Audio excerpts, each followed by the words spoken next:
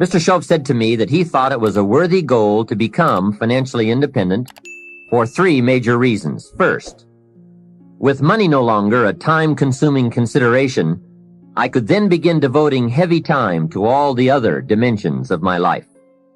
Second, he suggested I become financially independent because it would tremendously increase my ability to help others. Only from positions of strength, including financial strength, can we help someone else.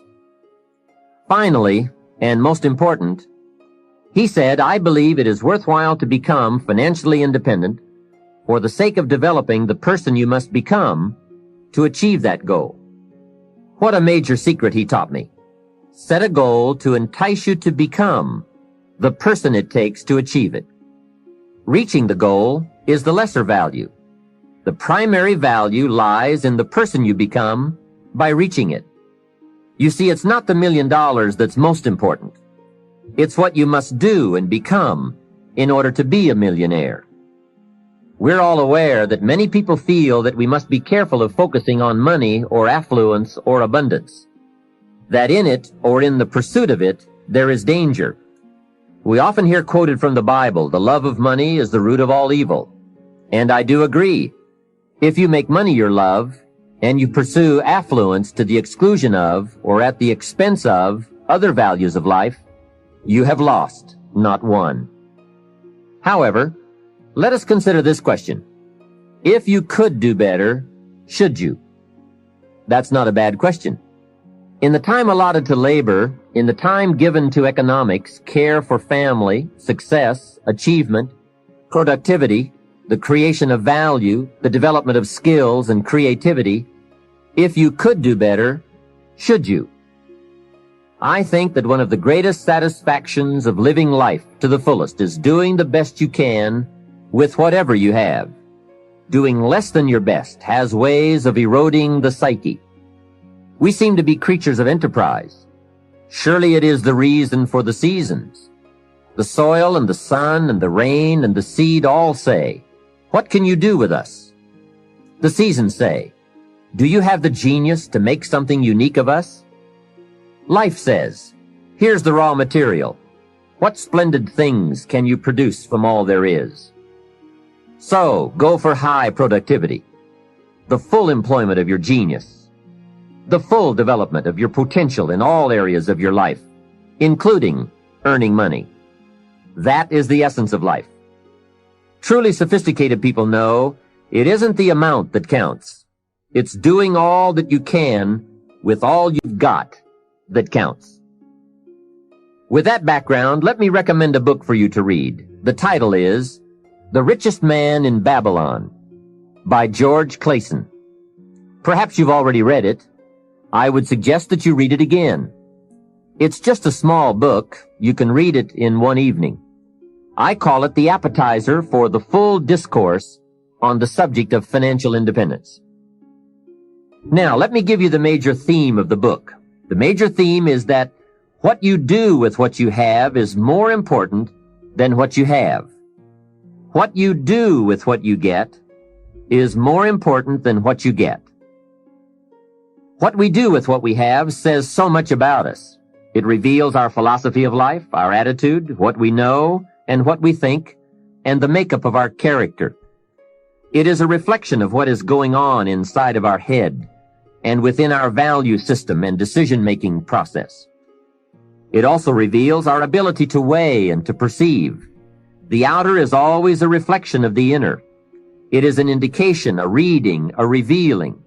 It speaks, it tells, it shows. Remember that key phrase I gave you earlier? Everything is symptomatic of something, and it is symptomatic of something right or something wrong. It is a wise policy not to ignore the symptoms, for they can be early signs of a poor choice of philosophy, or a sign that something important is being misread, misunderstood, miscalculated. So of all places, take a look here. What you are doing with your money says something about you. Now, what you're doing may be okay. All I'm suggesting is that you take a look. Let me give you some of the details of a good financial plan as suggested by Clason's book. First, a very broad but important statement. Learn to live on 70% of your net income. Net meaning the money you have left after paying your taxes. Learn to live on 70%. The reason it's 70 is because you're going to be doing some very special things with the 30%. So what's left, 70%, is yours to spend. Now let's talk about the all-important subject of how you allocate the 30%. I remember one day saying to Mr. Shoaff, if I had more money, I would have a better plan. He said to me, Mr. Rohn, I would suggest that if you had a better plan, you would have more money. So it's not the amount that counts, it's the plan that counts. It's not what you allocate, it's how you allocate it. Here's the first part of the allocation process. Of the 30% you're not spending, 10% should go to charity, giving back part of what you have taken out to help those who cannot help themselves. I think that's a good percentage. Now, you can pick your own percentage. It's your life, and it's your plan. But giving your money to a church or to an institution is a good idea. More often than not, they can find the people who are in need. But whether you administer it yourself or give it to an institution to distribute, 10% should be given to charity. And by the way, the best time to teach this allocation process is when a child gets his first dollar. Take him on a visual tour. There's nothing better than visual to illustrate what you're trying to teach. Take him to where some very unfortunate people live who cannot take care of themselves. Kids have big hearts. If they see the problem, they won't have any trouble giving a dime out of every dollar. And one more thing. The time to start this is when the amounts are small. It's pretty easy to flip a dime out of a dollar, and it's a little more difficult to give away 100,000 out of 1,000,000. You say, oh, if I had 1,000,000, I'd give 100,000. I'm not so sure. That's a lot of money. Best we start you early, so you will have the habit before the big money comes your way. Now, here is what to do with the next 10%. Set aside 10% for capital you manage. That is, capital you find ways to utilize. Do some buying and selling yourself. Buy something, fix it, and sell it. Engage in commerce, even if it's only a part-time venture. Your home is a major capital project. In my opinion, we should all engage in capitalism in this country. And again, remember this thought. The best time to teach capitalism is when a child is old enough to be stimulated by ideas for goods and services. Kids learn the concept of performing services in exchange for capital early, right? They mow the lawn, help in the house, earn an allowance. But take it a step beyond that, as soon as possible. They will pick it up fast. Kids ought to have 2 bicycles, one to ride and one to rent. It doesn't take much to be in business. It doesn't take $1 million. And the same business principles apply whether it is a bicycle business or General Motors. Show kids how to buy a bottle of soap for $2 and sell it for $3. Right in the neighborhood. It's called capitalism in action. Profits, products, and services brought to the marketplace. It is most exciting once you understand the mechanics and the dynamics. It's the stuff of which fortunes are made. And teach kids the advantage of being kids. Some people will buy from you just because you're little. So you must get on with it. You won't be little forever. So Johnny goes a few doors down from your home in the neighborhood and knocks on a door. Mrs. Jones answers, and Johnny says, Mrs. Jones, I have this bottle of soap. It is the best there is. My mother uses it, and lots of people I know wouldn't use anything else. You should really have some. It only costs $3, and I'm your neighbor, so I can take care of you. And besides, I'm little. There, isn't that simple? Commerce in action. Capitalism at its foundation. You see, the only danger in capitalism is if capital gets in the hands of too few people. As long as it is in the hands of the many, it is a dynamic force for profitable and exciting enterprise. Back to our story. Mrs. Jones says, "Johnny, I appreciate your coming by, and I think your product is unique, but really, to be honest with you, I have plenty of soap." Johnny says, "Let me come in and check." Hey, kids know how to overcome objections. They have been mastering that skill all their lives. Johnny knows how to get in the door. Mrs. Jones says, "You've got me. I'll be a customer." Now, when he comes home, you must get ready to teach all the other principles of enterprise and successful living. The two should go together.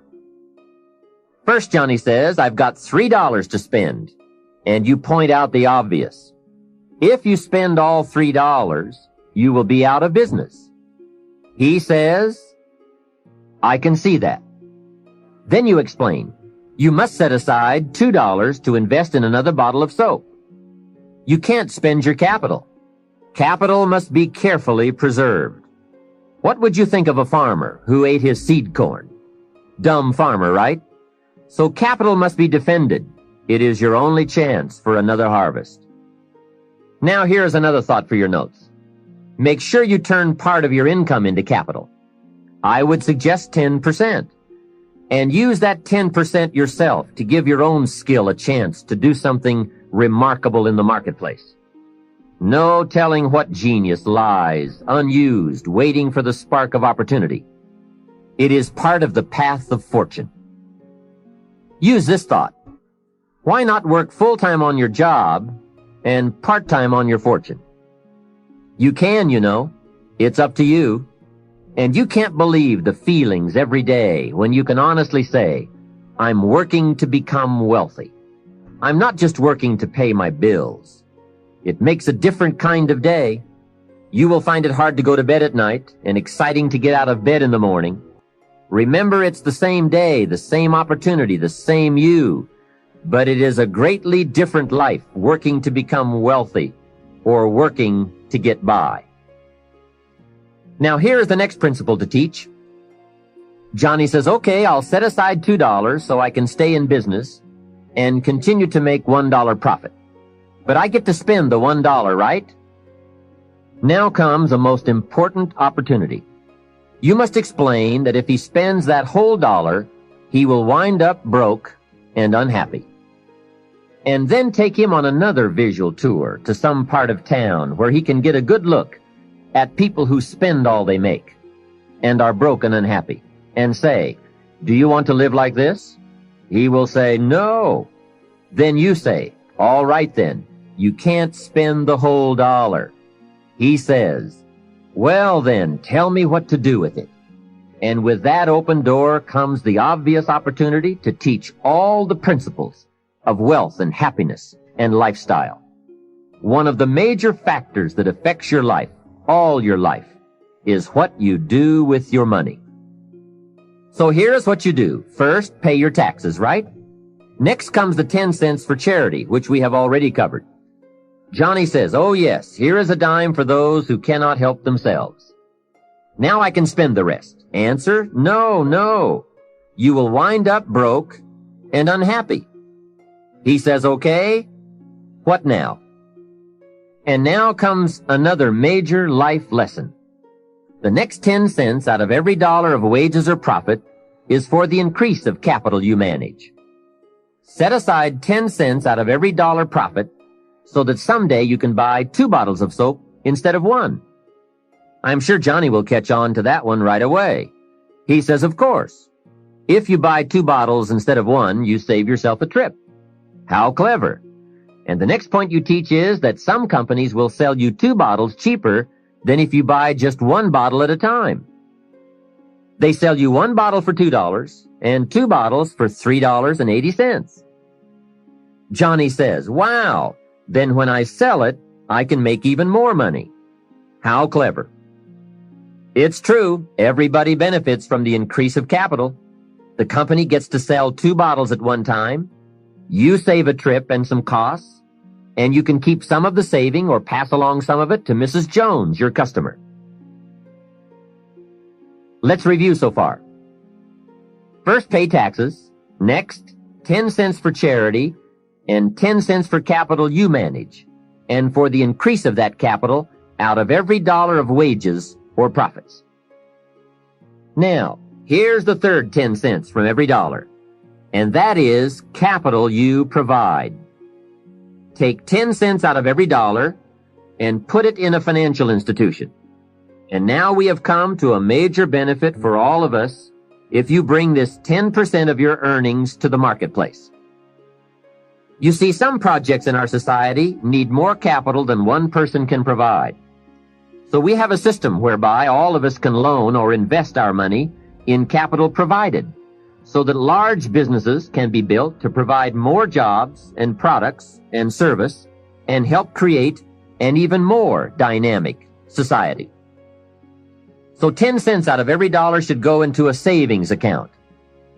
I really prefer to call it an investment account because, and kids will love this, they pay you for the use of your money. You can get back the money you loaned, and you will have more profit from what you are paid for the use of your money. And be sure that you teach this, that if kids start this program from whatever they earn on a job, or in engaging in enterprise, or both, while they are in their teens, by the time they are 40, they will be wealthy enough to be able to do what they want to do the rest of their lives, instead of all their lives doing what they have to do. Now, from your teenage years, it could take a much shorter period of time to become financially independent, depending on what ideas and opportunities you take advantage of. A 10-year-old takes $1, searches around the community and finds a broken, abandoned wagon, pays $1 for it, brings it home, cleans it up, sands off the rust, paints it till it's shiny and new, straightens out the wheel, and sells the like-new wagon for $11. You ask, does a 10-year-old deserve $10 profit? And the answer is, of course. Society now has a mended wagon. And that's what it's all about. Find something and leave it better than you found it. Create a value. Build an equity. It's how we build this most dynamic society called America. Just try it. Just try it. You can always go back to the old way.